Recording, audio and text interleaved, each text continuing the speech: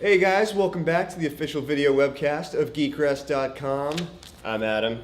I'm Aaron. Yeah, From a comic show, a comic shop. Yep, and this is a weekly recap of the week's comic book related news, so much, so forth, and there it goes on. Yeah. I don't know what that was.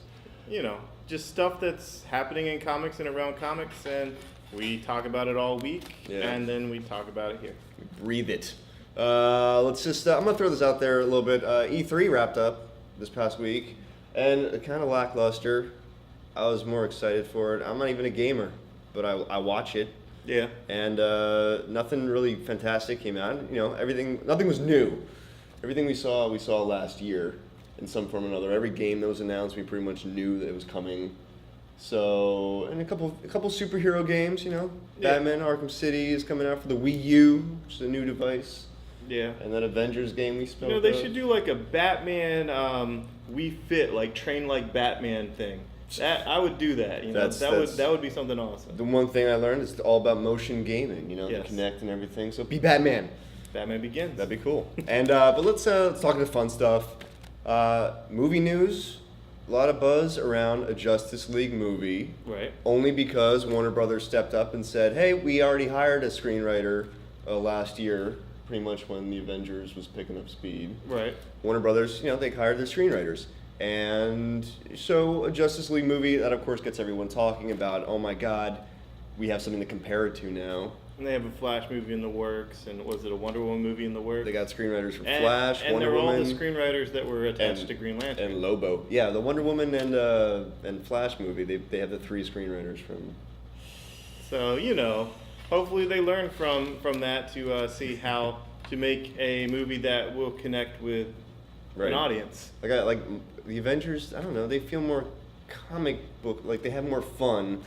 I feel like that translates better to the big screen. Yeah, and you could go in with no previous knowledge, but the previous knowledge that the people went into was from the other movies. I mean, it was just like that was the blueprint to how to make a big budget, mainstream superhero team movie. Yeah. And Warner Brothers and DC has to step up to the plate, but everyone's skeptic. Everyone's a cynic. Everyone, They need to create a cinematic universe. Yes. I mean, I don't know why they should have. I mean, do they even have all the problems Marvel has with like X-Men over here, Fantastic Four over there, Spider-Man? I know they have problems. I don't know how many problems. I mean, but obviously they can make a Justice League. Yeah. I know they got. I don't know, but they said they want to set it up like that dark tone, that Christopher Nolan's tone, which kind of like raised the bar for realism. But I mean, when you're talking Superman, Wonder Woman. Right. I mean, how much realism can you raise the stakes, but still have the humor, like Whedon-esque. Yeah. Don't be campy.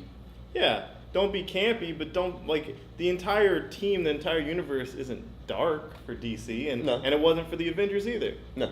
So it was fun. We'll see. But Marvel, they're steamrolling ahead with everything Avengers related. They announced the directors for Captain America sequel. Yep. And one of the biggest things that I like, that I'm just excited, there were some set photos coming out from Iron Man 3.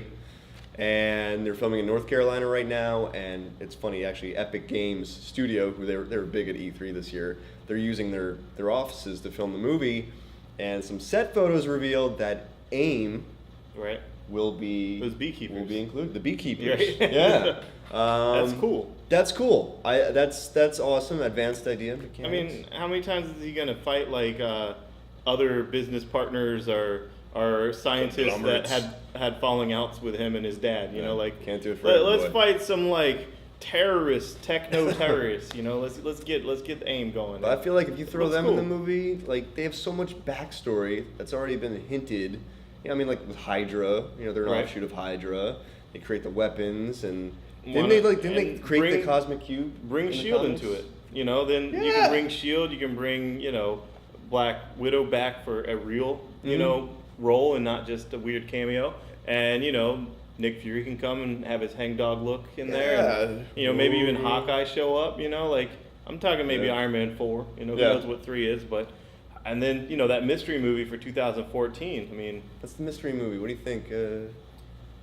Panther? Rumor is Black Panther, and Black Panther would probably work in the same way that Blade worked. And no, I'm not referring to black. I'm talking about things that tax evasion don't work well in the comics, but would probably do spectacular in the movies. Like Blade has never had a best-selling comic, never had a ongoing series that lasted for any amount of time ever. Doesn't work in the comics. Tomb of Dracula was probably like his best appearances.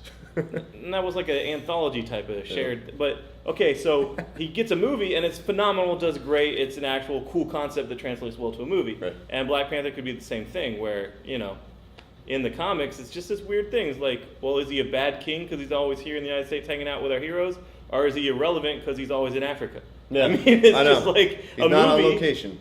A movie, he's a badass movie about him in Africa, and then he can show up in the Avengers, win-win. Doctor Strange, even maybe. Oh, yeah. Probably Doctor not. Strange. But I mean, they need these guys. Captain Marvel, bring him Who into knows? the fold. This is cool. I don't know, but with stuff like Hydra appearing, they got so much story they can pull from. So since all this Avengers stuff's doing well, what they really need to do is cancel their cartoon.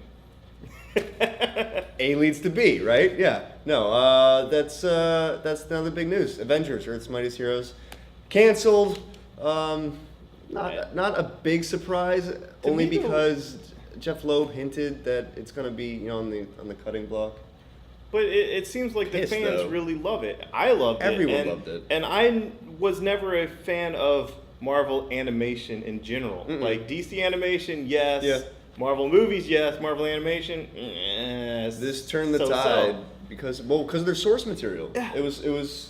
They were doing the new Avengers. It started with the Breakout, and it was a nice mix of like the movie universe, the Ultimate Universe, and Bendis' Avengers. It was a great mix of everything, and it was fun. It had lighthearted moments, and it just started pouring through that source material. Yep. And it was awesome. And I understand wanting to start something more closely tied to the movie franchise. Yeah. But this is awesome. As soon as they announced they canceled, they said, "Don't worry, we have a replacement coming in 2013, which is Avengers Assemble." Mm-hmm. And from the ones teaser image they showed and the character lineup they have, it's they're going off the steam they have from the movies. They're putting the whole movie cast in there, and Falcon, Radic Falcon. Right. Don't take away Hank Pym, because I love that in Earth's Mightiest Heroes, and don't just keep the writing there. Yeah, I mean, those writers were solid. Yeah. Those were solid, like Chris Yost and whatnot. They're solid, and they solid had people. Like the Kang Dynasty I saw in there, like just these storylines that I don't are know, just man. awesome. You don't know. I don't know. I don't know why they're doing it. That they could have rebranded it and keep the same continuity and just make it okay. Now the teams for this season just these movie characters, right. But still, whatever. But Yeah. I don't know. Like DC, when they had Justice League and they morphed into Justice League Unlimited, it just kept building steam. Right. And Marvel had something going good that everyone liked, and we'll see. We'll see. They're mixing it up. But in television news, let's say we saw the first still of David Morrissey as the governor. Cool. For The Walking Dead. Now, there isn't much to talk about when the still comes out. Just excited. Michonne came out. Looked great. I mean, a couple weeks ago from Entertainment Weekly, they looked amazing. Everyone's talking, and now we're seeing the governor, and a lot of people on the internet are just like, "Dude, it doesn't look like the governor." Who cares? Well, he doesn't look like Governor, man. He has both of his eyes. It doesn't look like Danny Trejo. There's no spoon. There's no. Oh yeah. So spoon. But that Michonne action figure comes with a spoon? Does it really? Yes. That's so cool. Oh my god. Spoon and a soldering iron. Yes. But everyone's excited about it. They could. As long as he acts like the governor, I don't care. I personally, I'm down with seeing a clean cut guy do the evil deeds. After season 2, I think they're owed some slack and some just say all right. Benefit of a doubt. Yes. Come on. So, but that's super excited about it, and in the store, there's just so much buzz for The Walking Dead of people that have jumped into the book and riding that bullet train into issue 100, and it's building steam for the show is actually building steam for the comic, and it's so brilliant how the tent poles are there between the two, but other than that, they're so different you can enjoy both separately. Right. So. And Kirkman says that don't worry. The governor you see in the comics is the governor that you're going to see in the TV show. Because, they're taking license with which is great. He's creating like almost 2 alternative universes for storylines and character development. He's like the governor you see in the comics is the governor you're seeing in the show. I can't wait. That's cool. And, let's do this. And let's talk comic books. A little bit of comic books. I think that's what's relevant to our platform here. Nothing. DC. They released this week Legends of the Dark Knight, which is the digital comic series. It's only 6 or several. I think they're just starting with 6 chapters. But Jeff Lemire writing. It'll come out in print. It's gonna the come same out way in like print. Batman Beyond Unlimited was first Beyond, digital and then is in print and sells well in print to people that want that. Only like 10 or 12 page stories. Let's do this. So that's cool. It's like their first, Legends of the Dark Knight. I like Batman, so that's cool.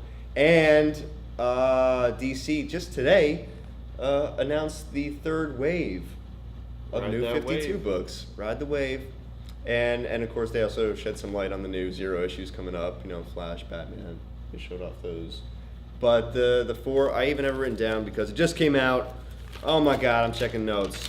Talon. I don't even know why I need to write Talon's that down. cool. I mean, that's just neat. A villain book is always cool and always great talent on it, writing it, because you need some top talent to write a compelling villain book. But that's what I was saying DC needs all along. Let's do this. And it's not just some superficial villain. This is 300 years of backstory with Gotham City and Dick Grayson.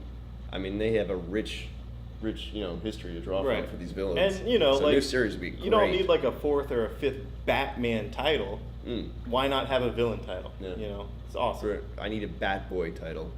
Beyond that, some of these things sound a little weird, like Team 7, the Wildstorm War book, kind of like.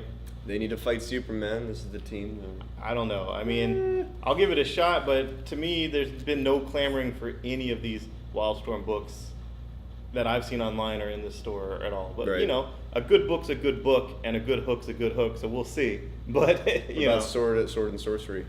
I like the fact that they do weird genres. They're trying to try new things, and there's a lot of sword and sorcery stuff in the history of DC with Warlord, who was kind of like their Conan, and Gem World and the Amethyst and all that. And Lost Princess of Gem World. And I'm down for that. I can promote that. I'm interested in it. But again, there's not that much clamoring for that. But I like that there's 52 books, so let's do some different genres. Let's take chances. And when DC takes chances with this, I'm happy. Yeah, I don't think DC was prepared to